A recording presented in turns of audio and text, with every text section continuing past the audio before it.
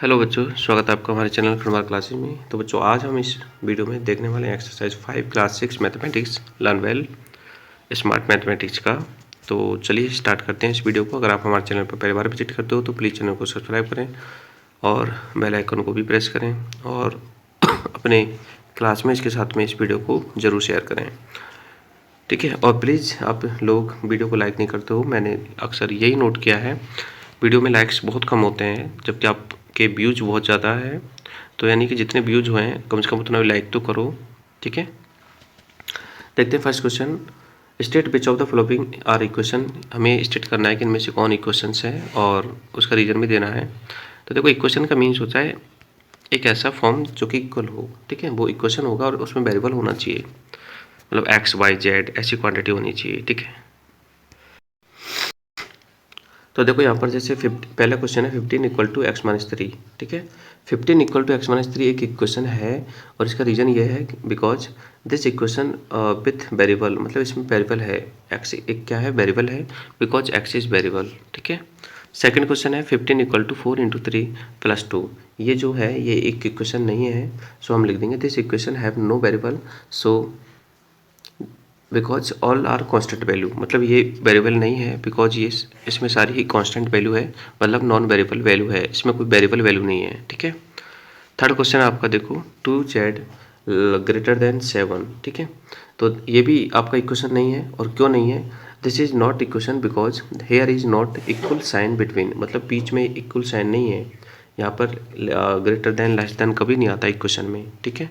सो ये रीज़न है कि यहाँ पर एक ग्रेटर देन साइन है। नेक्स्ट क्वेश्चन देखो 2n माइनस 1 इक्वल टू 9। ये एक इक्वेशन है, और क्यों है, क्योंकि यहाँ पर एक वेरिएबल n भी है, ठीक है।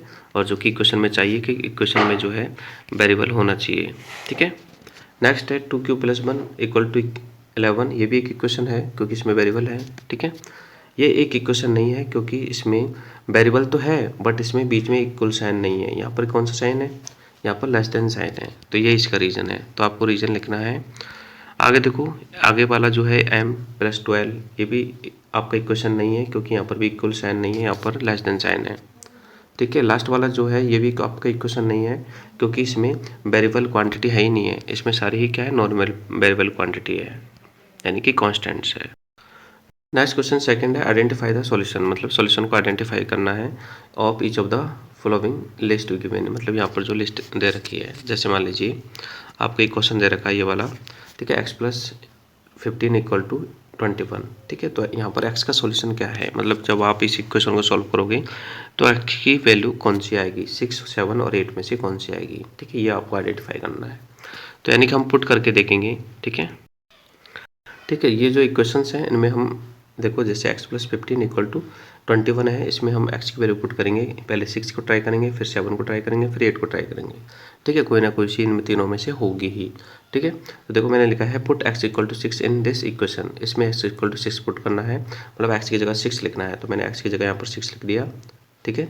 और प्लस 15 है वो एज इट इज लिखना है, ये दोनों तो एज इट इज लिखना है, सिर्फ x की वैल्यू की जगह 6 पुट किया है। तो देखो यहाँ पर 15 प्लस 6 कितने हो गए, 21 हो गए, और इधर तो 21 पहले से ही है, ठीक है। ये वाला तो स्टेप पहले से ही है, तो यानी 21 इक्वल टू 21, यानी कि दोनों साइड अगर सेम आ जाती है तो हम कह सकते हैं कि ये जो वैल्यू है x इक्वल टू 6 ये इसी इक्वेशन की है, ठीक है। तो यहाँ पर देखो पहली वैल्यू को ट्राई करने पर ही हमारा जो है दोनों साइड सेम आ गया, तो हम लिख देंगे both are equal, so 6 is the solution, 6 एक सॉल्यूशन है इस इक्वेशन का, ठीक है। बाकी के क्वेश्चन भी हम इसी टाइप से करेंगे। तो यहाँ पर देखो 35 इक्वल टू 45 माइनस एन, यहाँ पर एन की जगह पहले 10 पुट करेंगे, तो मैंने नीचे लिखा है put n equal to 10 in this equation, ठीक है। तो देखो एन की जगह 10 पुट कर दिया, ठीक है। बाकी का इक्वेशन सेम है, ठीक है। तो यहाँ पर 35 का 35 भी आएगा, और 45 माइनस 10 किया तो ये भी 35 आ गया, यानी कि पहले ही वैल्यू पर दोनों जो है इक्वल आ गए। तो मैंने लिख दिया कि both are equal, so it is solution, मतलब 10 जो है सॉल्यूशन है, ठीक है। अब देखो आगे की वैल्यू को चेक नहीं करना, अगर 10 पे ही मान लीजिए दोनों जो पार्ट है हमारे इक्वेशन के वो इक्वल आ जाते हैं, ठीक है, तो यही आंसर होगा। अगर ये इसमें इक्वल नहीं आते तो हम आगे की वैल्यू चेक करते हैं। यहाँ पर भी डब्ल्यू वैल्यू चेक करनी है, तो हमने पहली वैल्यू यहाँ पे पुट की, डब्ल्यू की जगह 23 पुट किया, तो 59 और 23 को ऐड किया तो 82 आ गई, इधर तो 82 ऑलरेडी है, सो 82 इक्वल टू 82, यानी कि both are equal, so 23 is the solution of this equation. ठीक है, मतलब वैल्यू पुट करना है। अब यहाँ पर पहली वैल्यू में ही आंसर आ रहे हैं, तो पहली वैल्यू सही है। यहाँ पर देखो 18 प्लस जेड है, जेड की जगह पहले 77 पुट करो। 77 जब मैंने जेड की जगह पुट किया तो 77 में 18 ऐड करेंगे तो 95 आ गया, और इधर वाला भी 95 है, तो यानी कि दोनों सेम हो गए, सो 77 is the solution of this equation.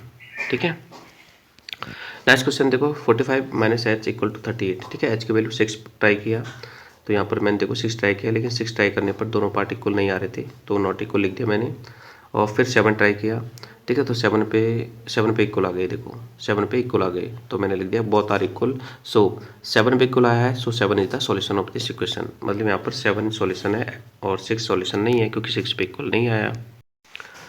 Next देखो q अपॉन 2 इक्वल टू 7। ठीक है, यहाँ पर पहले 7 ट्राई किया मैंने, put q equal to 7, 7 try किया तो इक्वल नहीं आया, सो मैंने लिख दिया 7 अपॉन 2 नॉट इक्वल टू 7। फिर नेक्स्ट वैल्यू 2 पुट की, ठीक है, तो 2 पे भी इक्वल नहीं आया। ठीक है, और नेक्स्ट वैल्यू मैंने 10 पुट की, तो 10 पे भी इक्वल नहीं आया। ठीक है, 10 पे भी देखो इक्वल नहीं आया, क्योंकि 10 पे ही आ रहा है आंसर। फिर मैंने लास्ट वैल्यू क्यू पुट की, मतलब क्यू की जगह से 14 पुट किया, तो 14 पर आंसर आ गया था आपका, so 14 is the solution of this equation. Question number 3 है, complete the table by inspection of the table, find the solution of equation m+7 equal to 18। यानी कि इस टेबल को कंप्लीट करना है और m+7 इक्वल टू 18। ठीक है, इसका सॉल्यूशन फाइंड करना है।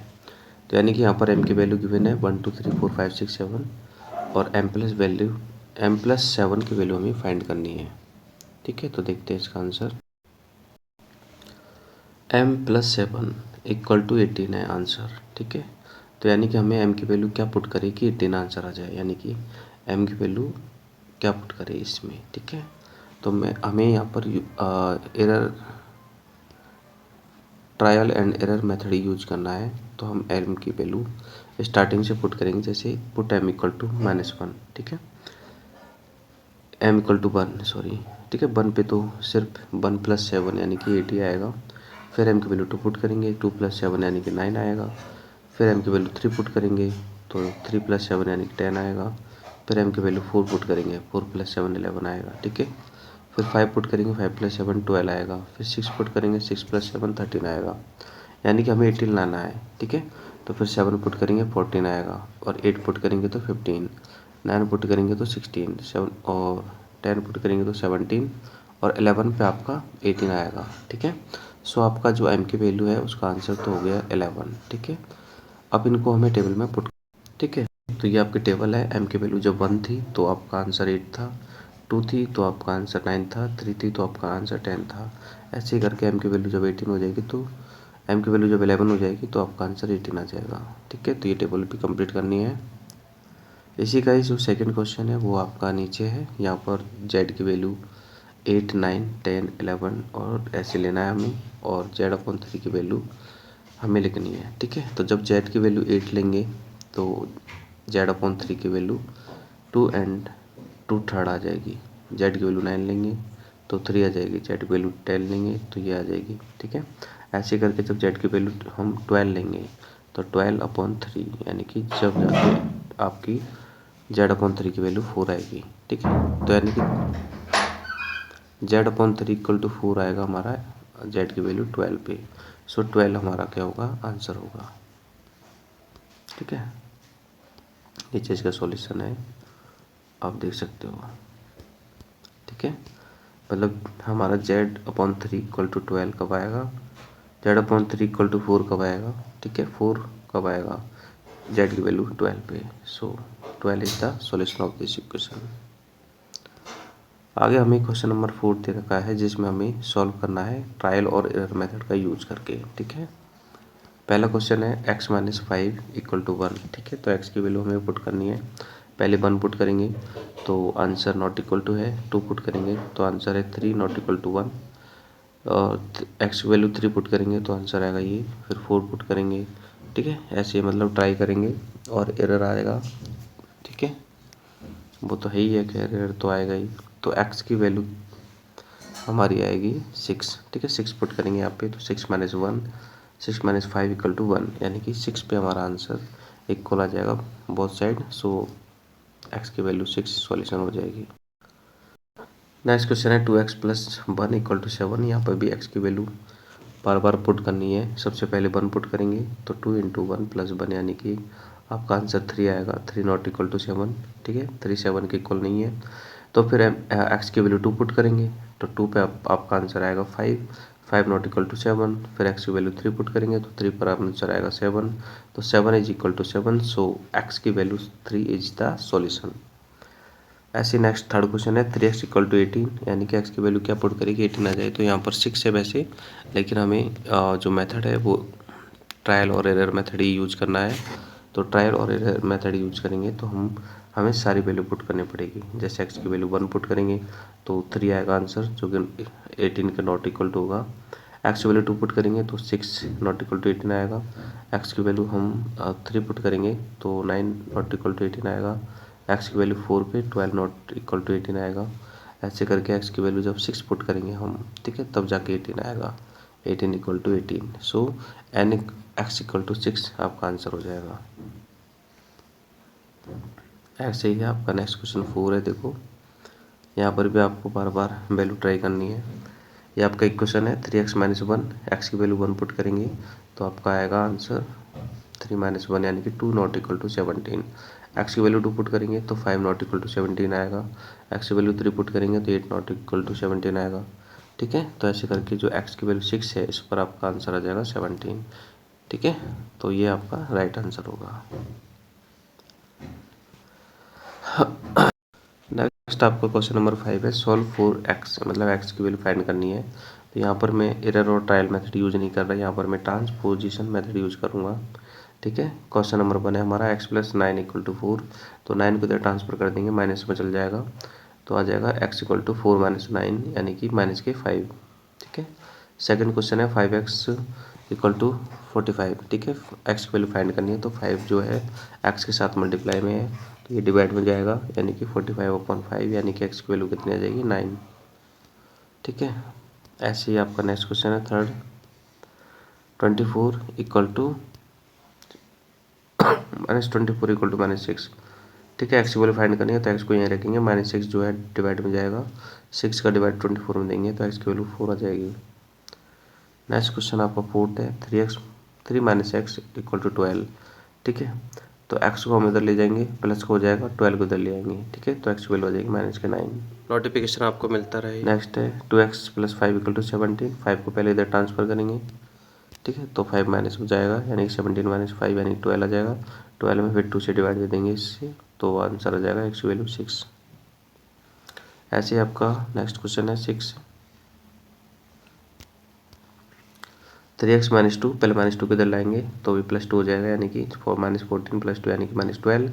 -12 में 3 से डिवाइड कर देंगे तो आंसर आ जाएगा -4, ठीक है। ऐसे आपका नेक्स्ट 7 क्वेश्चन है, इसमें भी आंसर आपका x की वैल्यू 5 आ जाएगी और इसमें आपका x की वैल्यू -1/2 आ जाएगी। अब देखते हैं क्वेश्चन नंबर 6 है translate each of the following statement into an equation, मतलब इनको इक्वेशन में ट्रांसलेट करना है। जैसे the diameter d of a circle is twice its radius, ठीक है। तो इसका आ जाएगा answer d equal to 2r, ठीक है।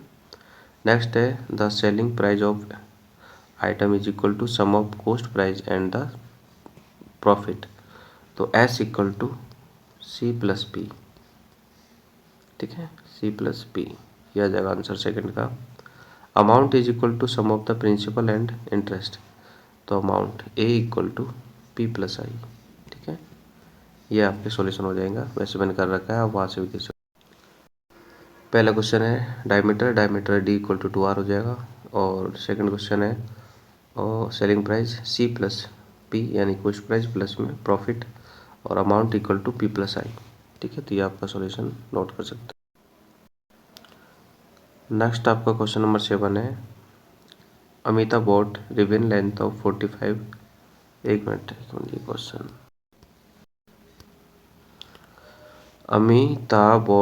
अमिता जो है एक रिबन खरीदती है 45 रुपीज़ की, और एक इरेजर भी ये खरीदती है, सॉरी सीजर खरीदती है, ठीक है। दोनों का टोटल कॉस्ट है 45 और यहाँ पर हमें अच्छा रिबन का कॉस्ट 45 है और दोनों का मिला के 76 है। तो हमें फाइंड करना है सीजर का कॉस्ट क्या है। ठीक है, तो देखो यहाँ पर जो रिबन का कॉस्ट 45 है और सीजर का कॉस्ट हम मान लेते हैं एक्स, तो 45 प्लस एक्स दोनों को मिला के हो जाएगा 76। अब एक्स की वैल्यू फाइंड करनी है तो इसको इधर ट्रांसफर कर देंगे माइनस में, तो 76 माइनस 45 यानी कि एक्स की वैल्यू आ गई 31, यानी कॉस्ट ऑफ सीजर आ गया 31। ठीक है, तो बच्चों ये आपका एक्सरसाइज कंप्लीट है 7.5। आई होप कि आपको वीडियो पसंद आया होगा। तो प्लीज़ चैनल को सब्सक्राइब करें और साथ ही साथ बेल आइकन को भी प्रेस करें और इस वीडियो को लाइक ज़रूर प्रेस करें। मिलते हैं नेक्स्ट वीडियो टेक चैप्टर में, नेक्स्ट चैप्टर के वीडियो में। तब तक के लिए बाय, जय हिंद।